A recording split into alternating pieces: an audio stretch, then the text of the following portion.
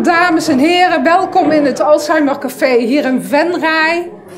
Het is nu Valentijnsdag. Hier heb ik Jacqueline Alders staan, zij is mantelzorgmakelaar. Daar ga ik dadelijk mee beginnen met de vragen aan te stellen. En dat is Claudia Schellekes en zij is van Home Instead. Ja. En mogelijk kennen mensen jou nog wel, Claudia, want je bent hier zelf ook gespreksleidster geweest. Ik zie nog een paar bekende gezichten. Mooi. Ja. Nou, Jacqueline, ik zou zeggen, stel je eens verder voor. Ja, nou, mijn naam is Jacqueline Alders. Ik ben mantelzorgmakelaar en cliëntondersteuner. Leg straks nog wel even uit, komt nog wel even voorbij wat het verschil is. Er zit eigenlijk heel weinig verschil tussen, maar... en wat ik doe als mantelzorgmakelaar, het klinkt een beetje raar, dat makelaarsverhaal, maar ik ondersteun mantelzorgers. En dat doe ik door enerzijds, eigenlijk op 2 gebieden, enerzijds informatie te geven over het zorglandschap, over alle wetten en regelgeving. En anderzijds bied ik aan om te ondersteunen door bijvoorbeeld regeltaken over te nemen, mensen, mantelzorgers te ontzorgen, omdat er gewoon heel veel regeltaken vaak komen kijken bij, als mantelzorger. En als mensen wat willen, dan kan ik dat overnemen. Hoe komen mensen nou zo bij jou terecht? Is het dat ze doorgestuurd worden door de huisarts? Of is het mond-op-mond reclame? Hoe gaat dat? Alle kanten. Dus ik krijg mensen doorgestuurd vanuit de huisarts. Mond-op-mond doet natuurlijk heel veel. Vanuit de thuiszorgorganisaties. Vanuit steunpunt mantelzorg. Vanuit fysiotherapeuten. Allerlei richtingen eigenlijk, ja. En welke mensen komen dan naar je toe? Met wat voor soort problemen? Nou, het zijn over het algemeen het zijn mantelzorgers die meestal tot hier zitten in hun stress en overbelast zijn. Helaas komen ze vaak bij mij terecht als het al heel ver is. Met allemaal vragen waar ze gewoon geen antwoord op weten. En dat gaat vaak over, waar moet ik wat halen? Waar kan ik terecht misschien voor ondersteuning op het gebied bij de gemeente bijvoorbeeld.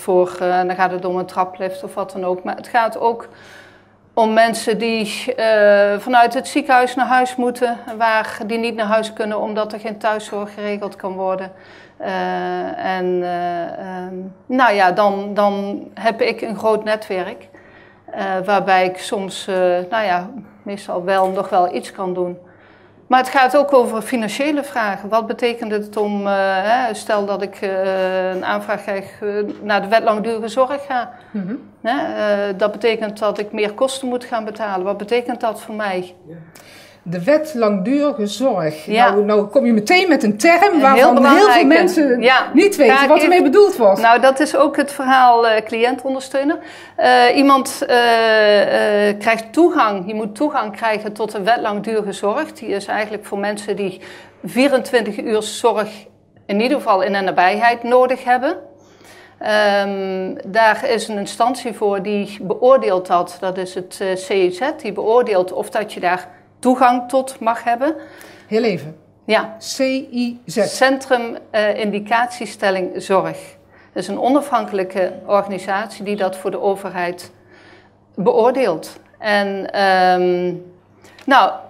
daar kun je, als je daar aan die normen voldoet, aan die soort profielen die ze hebben, dan kun je daar toegang toe krijgen. En dat betekent ook dat eigenlijk alle zorg die voorheen versnipperd was, een gedeelte wordt nu betaald door de gemeente, door de zorgverzekering, noem maar op allemaal. Dat komt dan eigenlijk allemaal bij elkaar bij de wet langdurige zorg. Hoe moet je dat eigenlijk zien, de wet langdurige zorg? Want heb je daar nog een traject aan voorafgaand? Ik hoor je nou ook zeggen de gemeente, de WMO. Ja. Wanneer kom je dan bij de wet langdurige zorg uit? Als de zorgvraag groter wordt dan wat de gemeente eigenlijk wil betalen. Daar komt het op neer.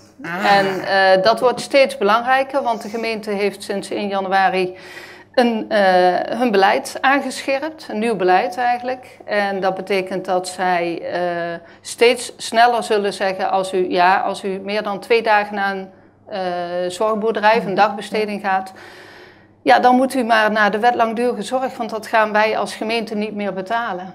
Dat moet de overheid dan betalen. Dus het indiceren van de gemeente, die geven niet zoveel meer af, zeg maar, dan wat ze in het verleden wel deden. Ja. En dan ben jij degene die daarin hun, en daar bedoel ik de mantelzorgen mee, in kan ondersteunen dus. Ja, en op het moment dat iemand toegang heeft tot die wet langdurige zorg, al die toegang heeft gekregen, dan heb je recht op gratis cliëntondersteuning. En die bieden wij ook. Maar dat wordt dan vanuit de overheid betaald. Het traject ervoor, in dat traject vooraf zitten ook al heel veel vragen. Hè? Want wat betekent dat, die wet langdurige zorg? Dan moet ik in 1 keer meer zelf gaan betalen. Een eigen bijdrage die afhankelijk is van je inkomen. En niet meer dat vaste tarief wat de gemeente bijvoorbeeld hanteert.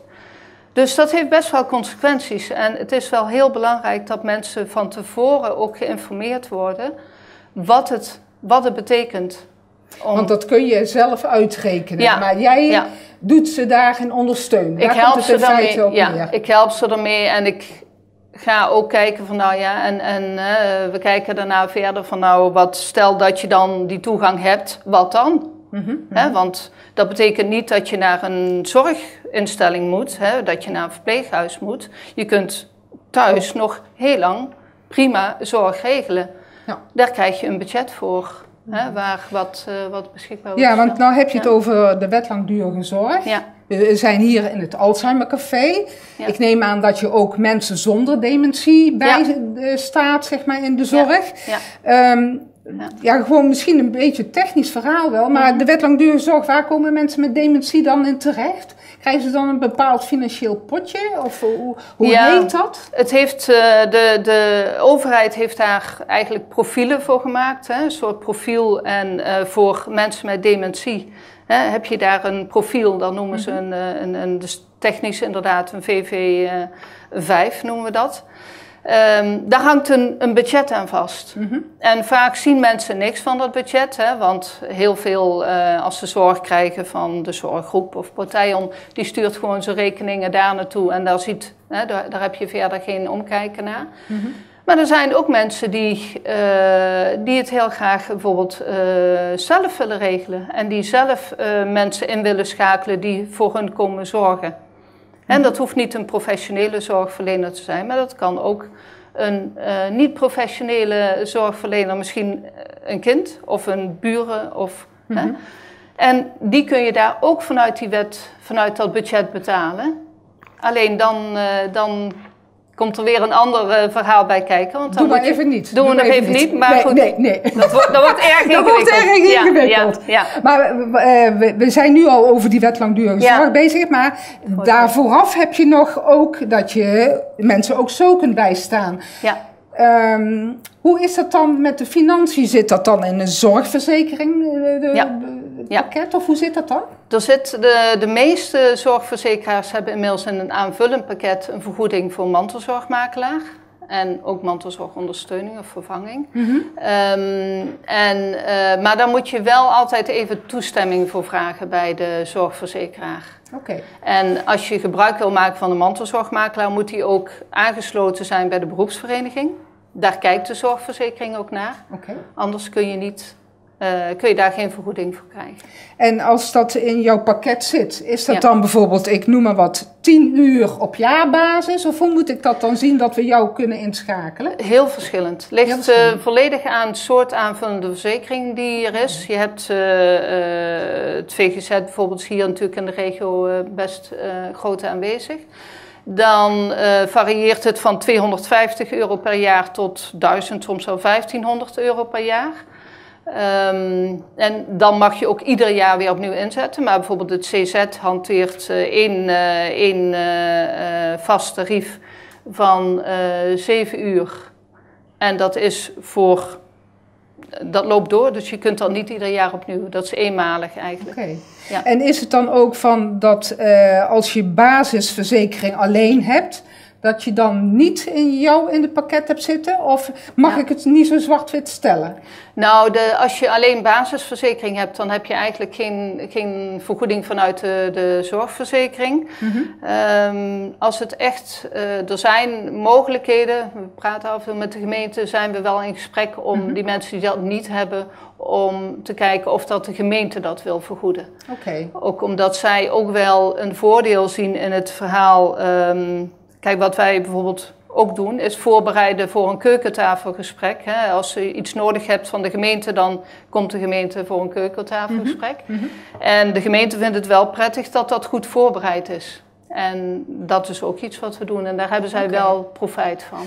Zit jij dan niet in het vaarwater van andere organisaties? Ik denk maar gewoon aan een trajectbegeleider van Hulp bij Dementie. Want die doen ook heel veel dingen, behalve op het financiële vlak. Ja. Daar kun je elkaar dus dan ook eigenlijk in voeden. Absoluut. Elkaar samenwerken. Absoluut. Kijk, als er een trajectbegeleider bij betrokken is en dat gaat goed, dan hoeven wij daar niks aan te doen. Maar dan komen we vaak nog wel erbij voor het financiële gedeelte.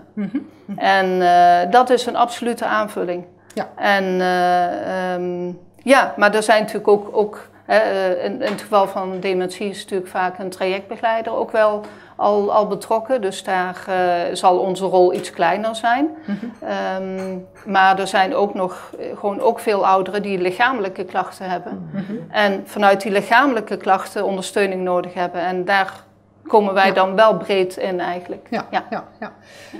Wat maakt het voor jou waardevol? Geef eens een voorbeeld aan ons waarvan jij zoiets hebt van, nou, daar heb ik nou een goed gevoel bij. En dan gaan we langzamerhand over even naar Home Instead, naar Claudia. Ja, nou overal waar ik kom, in vrijwel alle gevallen als ik ergens binnenkom, dan zie ik mensen die echt volledig in de stress zijn en overbelast zijn. En wat ik zie is als ik wegga, en ik neem altijd enorm de tijd, als ik wegga dat er een stuk stress weg is. Dat er rust is, dat ze het gevoel hebben, oké, ik begrijp het iets meer, het verhaal. En ook alle wetten die eromheen zijn. Ik heb iets meer duidelijk hoe het werkt. En er is iemand die ook dingen van mij overneemt. En dat is heel belangrijk. Ja, het vertrouwen hebben in jouw werk, wat jij voor hun kunt verzetten, zeg maar. Ja. En dan ben je aan het ontzorgen. Daar komt het in feite op neer. Ja, en een heel mooi voorbeeld, dat is dan toch wel wat anders, is dat op een gegeven moment iemand had die uitviel. De mantelzorger viel zelf uit, kwam in het ziekenhuis terecht, moest uiteindelijk gaan revalideren. En toen heb ik geregeld dat een plek gevonden waar ook haar man bij kon. Zodat ze samen eigenlijk, hij kon niet meer alleen wonen, maar wel samen. En dat is geen plek in Venray. Dus nu iedereen denkt, dat wil ik in Venray. Nee, dat is hier heel erg lastig. Maar wel, op rijafstand, zodat het wel bij elkaar kon. Oké. Maar je bent in ieder geval hier in de omgeving Venray werkzaam? Ja, nou mijn regio gaat vrij breed. Ik werk tot aan Zuid-Limburg, maar ook tot aan Arnhem en dingen. Maar als mantelzorgmakelaar vooral hier, regio Noord, Venray, Horst, Venlo. Ja. Oké. Alle dagen van de week? Op dit moment nog 3 dagen, maar vanaf 1 april ga ik naar 4 dagen in de week. Oké, en welke is de vrije dag dan?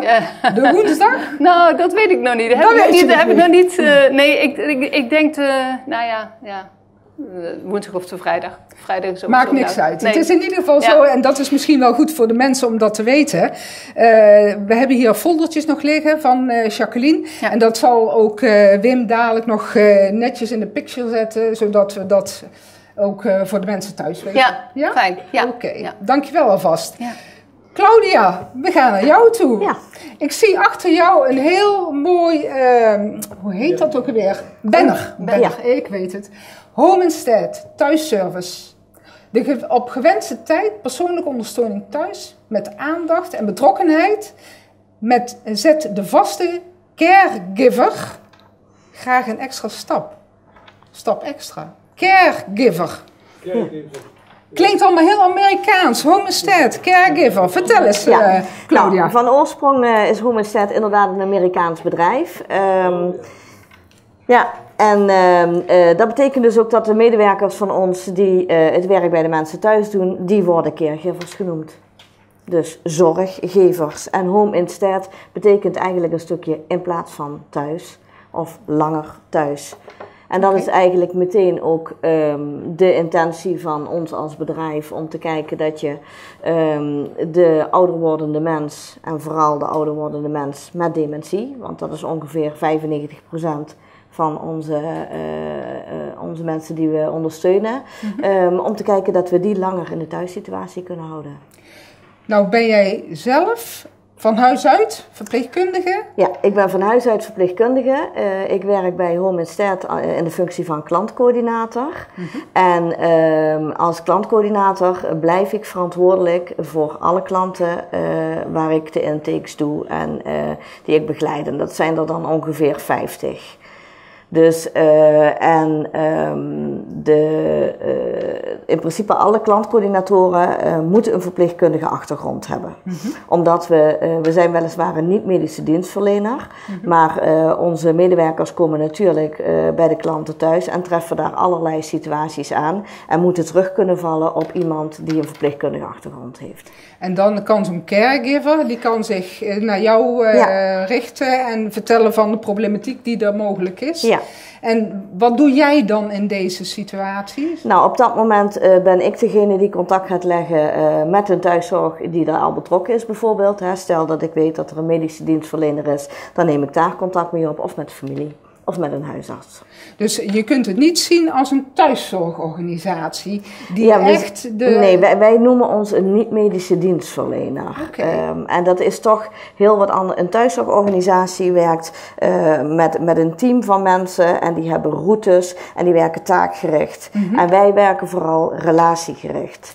Dus wij vinden wat de klant nodig heeft, vinden wij heel belangrijk. Dus dat is ook waar ik als klantcoördinator op inzoom in een intakegesprek van nou, welke hulp hebben jullie nodig op welk moment en wat voor een persoon vinden jullie prettig om over de vloer te hebben. Dus je kunt in feite aangeven, ik wil iemand die niet poezenhaar op zich heeft zitten en niet rookt. Ja, en ik wil iemand die dialect spreekt, want vader of moeder vindt dat het gemakkelijkste. Ik wil een man of ik wil een vrouw. Van alle markten kun je in feite daar gebruik van maken. En dan die vaste caregiver die we daar koppelen, daar gaan we ook eerst mee kennis maken. Dus want de klik moet kloppen van de klant naar de medewerker, maar ook van de medewerker naar de klant. Dus voor beide moet dat prettig zijn. En als dat oké is, dan gaan we starten. En zo'n caregiver, ik hoor ook al dat je een man in dienst hebt, klopt dat? Ja. Oké. Ja, de mensen die wij in dienst hebben, grofweg zeg ik altijd 45 plus. En alles wat daarboven, we hebben zelfs een mevrouw van 72 die nog werkzaam is bij ons. Mensen zijn bij ons in loondienst, zijn geen vrijwilligers. En ze worden bij ons opgeleid, dus krijgen bij ons een training persoonlijke verzorging, een training Alzheimer Care 1 en een training Alzheimer Care 2, dus de verdiepingstraining en palliatieve training. Dus wij leveren ook zorg in de laatste levensfase. Oké. Ja. En zijn het dan ook mensen die een zorgachtergrond hebben of kunnen het ook gewoon mantelzorgers zijn? Dat wisselt. Het zijn mensen die in de zorg gewerkt hebben en die in de zorg of gepensioneerd zijn of een beetje stuk gelopen zijn op het minutenwerk. En die zeggen van nou, ik wil eigenlijk nog wel heel graag wat betekenen. Ik hoef geen kostwinner meer te zijn, maar ik wil gewoon een paar uurtjes in de week de tijd hebben voor de mensen. En dat is vaak een belangrijke drijfveer om bij ons te komen werken, omdat bij ons heb je geen haastwerk. Je hebt niet een route dat je naar een volgende klant moet en op de klok moet kijken. Ja. Is het nou ook dat, we hoorden net al over de WMO, hè? Dus dat je een indicatie kunt hebben vanuit de WMO. Kun je Home Instead ook inzetten via de WMO? De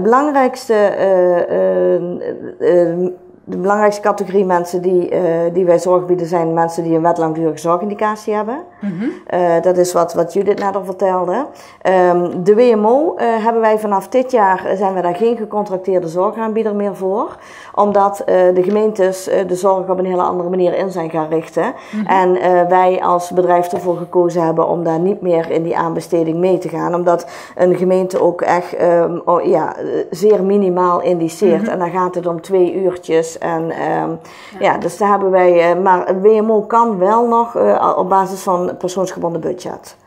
Oké, Dus, en dan krijg je weer eventueel met jullie vermoed. Dat is super belastend dan vaak voor de mantelzorgers, want dan moet je zo'n heel budget gaan beheren. Dus in feite komt het erop neer dat als je denkt aan de gemeente, indiceren vanuit de gemeente, dat eigenlijk laag pitje is. Tenzij je zegt, ik wil de PGB. Precies. En dan daar maak ik gebruik van. Maar dus eigenlijk de wet langdurige zorg, als je dat hebt, een 4 of een 5, dat staat voor de dementiezorg, hoorde ik net, hè? Dat 5, potje. 5 is echt dementie, 4 kan allebei de kanten, lichamelijk en cognitief, maar dan is het een beginfase, laat ik het zo zeggen. En dan particulier natuurlijk nog. Dus mensen kunnen ons ook gewoon particulier...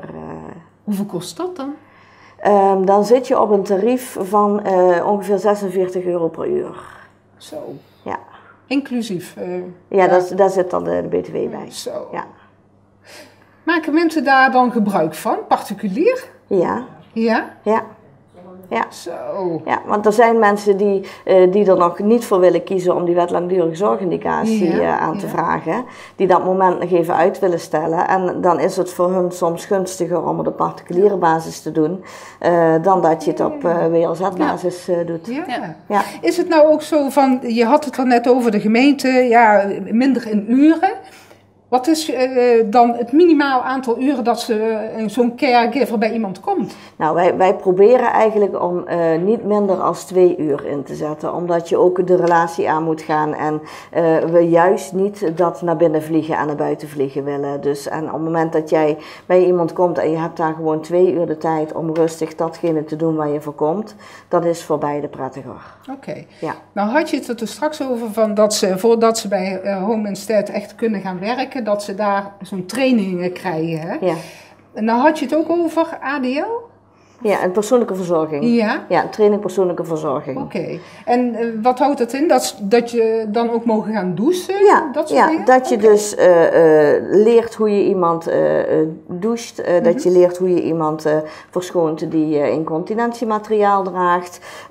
Dat je leert hoe je steunkousen aan en uit moet doen. Gewoon hele praktische training, maar ook als je echt wassen op bed.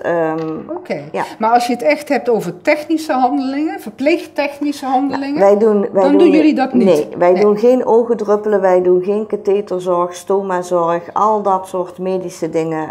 Daar zijn onze mensen niet voor opgeleid. Nee. Dus dat mag je ook gewoon niet, ook van de inspectie niet. En ook dus geen medicatie aangeven met zo'n blister? Het enige wat wij mogen is herinneren aan het innemen van die medicatie. Ja. En dan moet de medicatie ook in een blister of een Baxter zitten. Want dan is de apotheek verantwoordelijk wat daarin komt. Okay. Dus het is alleen herinneren aan. Wij mogen niks toedienen. Oké, duidelijk. Ja. Nou heb je dat het vaak in de avond wat te doen is of in het weekend. Hè, want dan zijn de kinderen vaak al zelf bezet. Hè, en vader en moeder hebben toch wat hulp nodig. Doen ze dat ook in het weekend inzetten? Avond en weekenden is op dit moment de zondag is een probleem, maar de zaterdag is geen probleem. Dus en de avonden en nachtzorg, slaapdiensten, nachtdiensten, incidenteel als dat nodig is. Okay.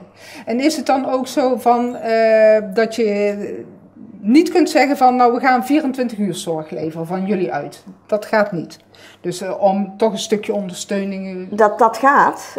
Alleen daar hangt dan wel een kostenplaatje aan vast. Want je krijgt natuurlijk uit die wet langdurige zorgindicatie... krijg je een bepaald aantal uren per week wat je in kunt zetten. Nou ja, en in het maximale geval is dat denk ik ongeveer 23 uur... wat je dan vanuit ons in zou kunnen zetten... Nou, 23 uur per week, dan zit je nog niet aan 7 dagen 24 uur. Dus moet je nog heel veel zelf bij gaan financieren. Oké. Ja. Dus, maar als mensen daar de middelen voor hebben en ze willen dat... Is het allemaal mogelijk en bespreekbaar? Ja.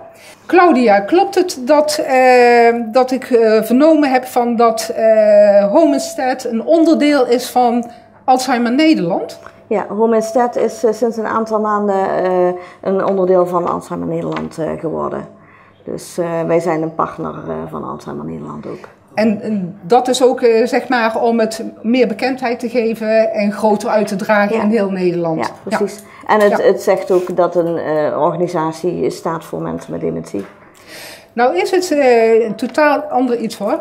We hadden toen straks bij Jacqueline er al over van hoe kom je aan zo'n mantelzorgmakelaar. Hoe gaat die verwijzing bij jullie, Ja, Claudia? Nou, het grootste gedeelte van de verwijzingen komt via de trajectbegeleiders van Hulp bij Dementie. Dus dat zijn mijn vroegere collega's, want ik ben zelf ook 10 jaar trajectbegeleider bij Hulp bij Dementie geweest. Steeds meer verwijzingen zien we ook vanuit de praktijkondersteuners van de huisartsen. Dus ook daar komen we steeds meer in beeld. Mond-op-mond reclame. Ja, mensen die gewoon zelf bellen, die een website zoeken en die een organisatie tegenkomen. En dus via dat soort... Ja. Als mensen een intake willen, is het dan dat daar al kosten aan verbonden zijn? Of is dat gewoon, je komt gewoon op het bezoek en je vertelt wat het inhoudt? Het kan ook gewoon een informatief gesprek zijn. En dat mensen na dat gesprek besluiten van... En wat je steeds meer ziet ook, is dat mensen een aantal organisaties een intakegesprek doen. En daaruit een keus maken van wat het beste voelt. En ik denk dat dat ook helemaal oké is. Ja, dat jij die organisatie kiest die bij jou past en waar jij je prettig bij voelt. Ja. En stel dat je een caregiver hebt waar het uiteindelijk toch niet zo mee klikt, dan is het ook dat de mantelzorger ook bij jou kan aankloppen, dan maar de caregiver is het vooral zelf heel belangrijk dat de mantelzorger mij daarin meeneemt. En dan gaan we gewoon kijken dat er een nieuwe caregiver komt waar ze zich wel prettig bij voelen. Je gaf ook aan, we werken ook met andere organisaties die daar ook komen, een thuiszorgorganisatie.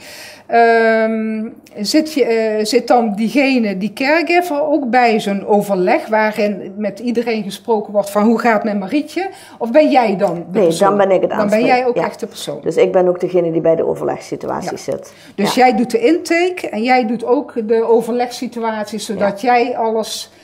coördineert vanuit Home Instead. Niet alle caregivers willen dat ook. Hè? Om bij dat soort, voelen zich daar niet comfortabel bij. Ja. En voor mij hoort het bij mijn functie. Ja. Dus, ja. Ben jij hier in Venray echt werkzaam? Nou, ik doe de regio Noord-Limburg samen met mijn collega Petra van Rijswijk. En die loopt eigenlijk van Gennep tot Bezel. Dus dat is een aardig gebied. Ja, het is een hele gebied. Ja. Okay. Dus, en dat doen wij met z'n tweeën. Dus, ja. Wat is nou voor jou een voorbeeld waarvan je zegt, nou yes, daar hadden wij nou zo'n goed gevoel bij, hè, met dat caregiver, met Home Instead, wat we verricht hebben? Ja. Kun je een voorbeeld geven? Ja, wij hebben meerdere situaties gehad, vooral echtpaarsituaties, waar bijvoorbeeld een van de twee een dementieel beeld heeft en de ander bijvoorbeeld lichamelijke problemen. En daar kun je soms echt het verschil maken op heel veel plekken door aan de ene kant te ondersteunen bij de maaltijden. Medewerkers van ons koken ook, gaan weer vers koken. Dat vinden mensen vaak veel prettiger als de koelvers maaltijden.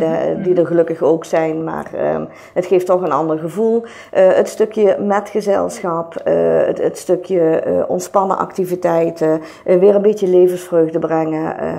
Dat maakt soms echt het verschil. Dus echt met de mensen wat doen, waardoor je weer een blij gezicht krijgt. Een stukje onderdeel uitmaken van hun leven ook. Hè? Ik bedoel, willen ze nog een keer bij een oude kennis op bezoek, dan gaat de caregiver met de mensen naar die oude kennis op bezoek. En dat zijn dan soms dingen waar kinderen gewoon niet meer de energie voor hebben of niet de tijd voor hebben. Maar dat kan dan wel. Ja. Heb je nou zelf iets waarvan je zegt, nou dat wil ik nu nog heel even kwijt? Want we zijn bijna aan de pauze. Nee, ik denk dat je zo wel alles... De rest van de vragen komt wel, denk ik. Ja, zeker. Ja. En jij, Jacqueline? Nee, ik zie de vragen graag tegemoet. Oké. Ja. Nou, dan is het in ieder geval voor de opnames voor het Alzheimer Café dat we hier jullie heel hartelijk voor willen bedanken voor jullie uitleg. Nou, ik denk dat het wel zal binnenstromen, want ja, het is wat dat betreft steeds meer oudere mensen en ja, vragen steeds meer hulp. Hè? En al de kinderen zijn vaak toch zelf werkzaam, waardoor het allemaal wat moeilijker wordt. Dus nou, heel hartelijk dank voor jullie aanwezigheid. Straks krijgen jullie een attentie vanuit het Alzheimer Café, maar in ieder geval voor nu wil ik in ieder geval zeggen dankjewel. Het is ook zo van dat wij 14 maart hebben wij wederom een themabijeenkomst hier in het Alzheimer Café. Als het weer is live natuurlijk, dat vinden we het prettigst van alles. En dan gaat het over de verschillende woonvormen die we hier ook in Venray hebben. Denk aan dagelijks leven en aan het zorgkwartier. En dan komen daar de gasten die daarover willen spreken, komen dan hier naartoe. En dat is Jordi Stamme van het zorgkwartier en Suzanne Jeuken van dagelijks leven. In ieder geval voor nu hartelijk dank voor het kijken en ik wens u nog het allerbeste.